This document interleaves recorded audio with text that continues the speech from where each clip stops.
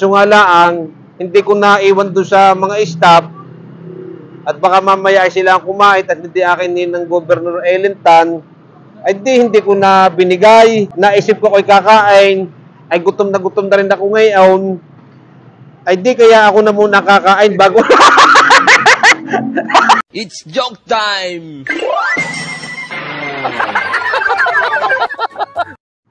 Mga ka-joker, narinig ho tayo ngayon sa Lucena City.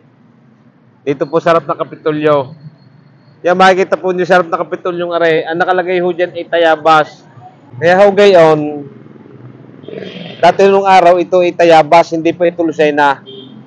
Ang nasa kalaon na nuhi naging Lucena na. Kaya nga ako'y naririnig. At ito po ay isang aking bahay din na aking mga luhit mamayin ng Mamay Wako at Mamay Sasoy. Itong bahay namin yan. Ako ho ay nagtataka.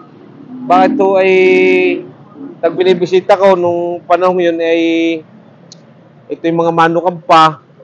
Ito yung nung araw kami may mga maraming manok dito. Nung araw dito sa bahay namin ito. Eh ngayon, naging maganda na, naging parang palaro at playground, naging park na. Itong mga paligid na ito. Bago nung ang huli kong punta rin doon sa meron pinapintahan ko aray, ay pagbalik ko dito, parang medyo luma na rin. Siyempre, matagal na rin nga hindi nakakapasin dito sa aking bahay, ay parang naluma na ang itsura ho ng aming bahay na rin. Pinasilang ko rin ho din aking ninang Governor Elentan. Kaso nga lang ho ay wala din siya.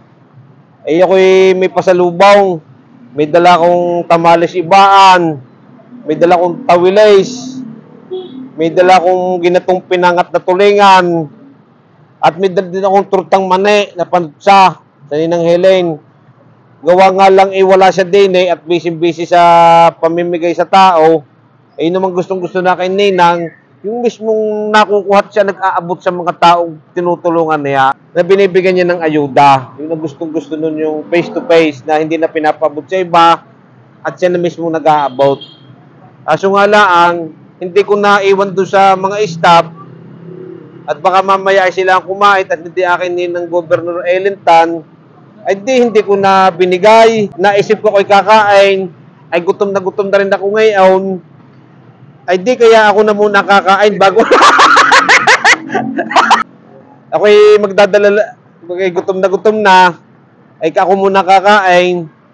Ay di sa sunod ko na lang siya dadalhan aking ninang Governor Elentan. Ay siya pa ulit na lang sa nakakapanuor.